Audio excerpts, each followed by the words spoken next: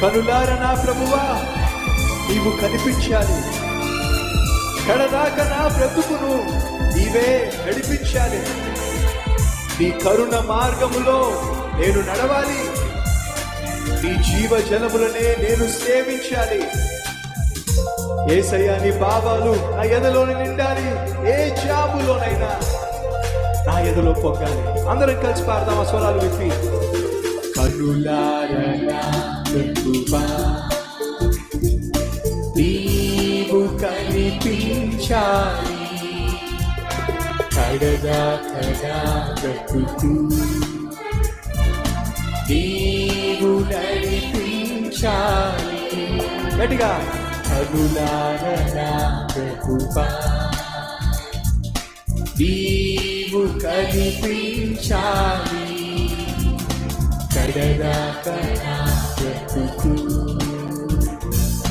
నీవు నడిపించాలి. నీ కరుణ మార్గములో నేను నడవాలి, నీ కరుణ మార్గములో నేను నడవాలి. నీ జీవ జలములనే నేను సేవించాలి. యేసయ్యా నీ పాపాలు నా ఎదలోనే నిండాలి, ఏ జాములోనైనా నా ఎదలో పొంగాలి. యేసయ్య పాపాలు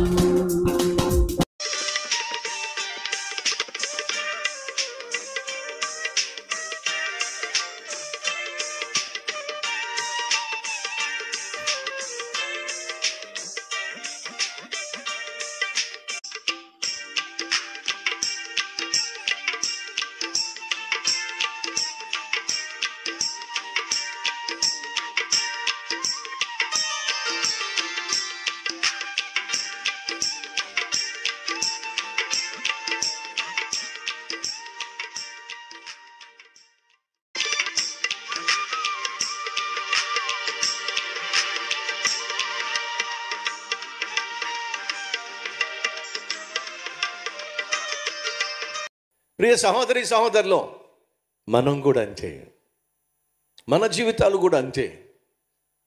కష్టం వచ్చినప్పుడు, శ్రమ వచ్చినప్పుడు, బాధ వచ్చినప్పుడు, ఇరుకు ఇబ్బంది వచ్చినప్పుడు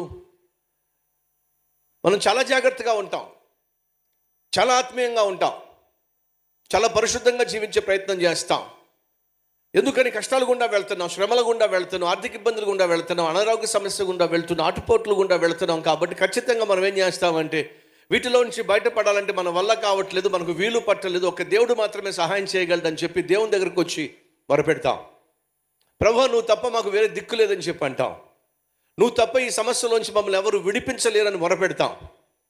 ఆయన సన్నిధిలో గోజాడుతాం, మోకరిస్తాం, ఉపవాసాలు ఉండి ప్రార్థన చేస్తాం. కారణం ఏమిటాయా అంటే ఉన్న కష్టం అలాంటిది, ఉన్న సమస్య అలాంటిది, కోల్పోయినటువంటి ఉద్యోగం అలాంటిది, కోల్పోయినటువంటి కుటుంబం అలాంటిది, కోల్పోయినటువంటి ఆరోగ్యం అలాంటిది, కోల్పోయినటువంటి ఆర్థిక స్థిరత్వం అలాంటిది. అన్నీ కోల్పోయిన తర్వాత దేవుడు తప్ప మనకు ఎవరు చెప్పండి దిక్కు. కాబట్టి కష్టాలు వచ్చినప్పుడు, శ్రమలు వచ్చినప్పుడు, మన జీవితంలో మనం కలిగి ఉన్న వాటిని కోల్పోయినప్పుడు సహజంగా సాధారణంగా మనం చాలా కుదురుగా ఉంటాం. ఆ పులి ఎంత కుదురుగా ఉందో చూసారా?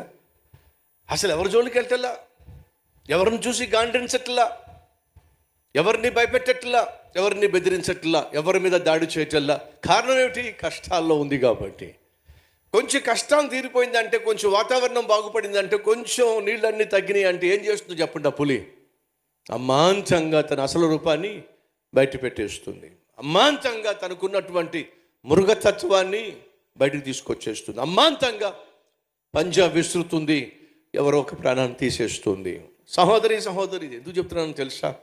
మానవ సహజమైనటువంటి లక్షణం ఏమిటంటే కష్టాలు వచ్చినప్పుడు దేవుడా దేవుడా అంటాడు, కష్టాలు తీరిపోయిన తర్వాత దేవుడిని మర్చిపోతాడు. ఈరోజు మన మధ్య అలాంటి నైజం కలిగిన, అలాంటి వ్యక్తిత్వము తత్వము కలిగిన వాళ్ళు లేరంటారా? ఖచ్చితంగా ఉన్నారు. ఓ ప్రశ్న వేస్తారు, దానికి మీరే సమాధానం చెప్పండి. మనం కష్టాల్లో ఉన్నప్పుడు దేవునికి బహు దగ్గరగా జీవిస్తామా, లేక దేవుడు బహుగా దీవించినప్పుడు మనం దేవునికి దగ్గరగా జీవిస్తామా? మీరు చెప్పండి. కష్టాల్లో ఉన్నప్పుడే మనం దేవునికి దగ్గరగా జీవిస్తాం, దేవునికి బహు దగ్గరగా వస్తాం అన్న వాళ్ళు చూపిస్తారా? Yes yes yes yes.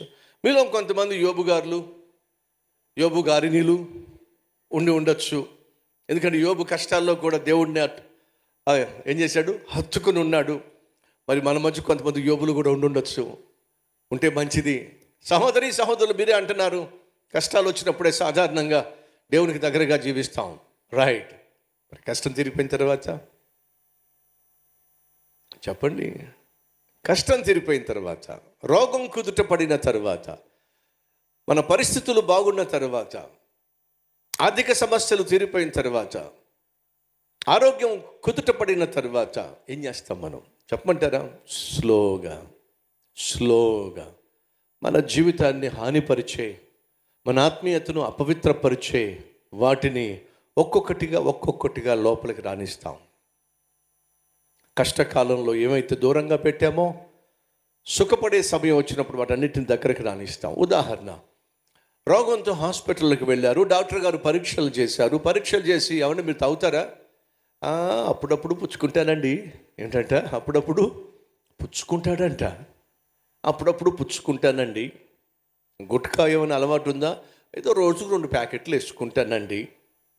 మరి సిగరెట్లు అదొక ప్యాకెట్ కాలుస్తానండి. కాబట్టేనండి మీ లంగ్స్ అన్నీ పాడైపోయినాయి, లివర్ కూడా బాగా దెబ్బతింది, హార్ట్ కూడా కొంచెం ఇబ్బందికరంగానే ఉంది. అయ్య బాబోయ్, ఇప్పుడు నన్ను ఏం చేయమంటారు? ఆపేయమంట. ఏం ఆపమంటారు? తాగడం ఆపేసేయండి, సిగరెట్లు కాల్చడం ఆపేసేయండి, గుట్కాలు తినడం ఆపేసేయండి. తప్పదంటారా? ఒకవేళ కాదనుకుంటే పోతారు మీరు. అయ్య బాబు, అంత మాట అన్నారేంటి? అవునా? ఇప్పుడు అతను ఏం చేస్తాడో చెప్పండి. రోగం వచ్చింది కాబట్టి, ప్రాణం మీదకి వచ్చింది కాబట్టి, తాగినా, గుట్కాలు తిన్నా, సిగరెట్లు కాల్చినా గుట్టుక్కుమంటాడు కాబట్టి, త్వరగా పోతాడు కాబట్టి ఏం చేస్తాడు? రే, నేను రాలేనురా మీతో పాటు తాగడానికి. ఎందుకని? డాక్టర్ గారు చెప్పారా, ఇప్పుడు ఉన్నటువంటి అనారోగ్య పరిస్థితిని బట్టి తాగావంటే పోతావన్నారా, సిగరెట్ ప్యాకెట్ కూడా ఆపేయమన్నారా, గుట్కాలు కూడా మానేయమన్నారా.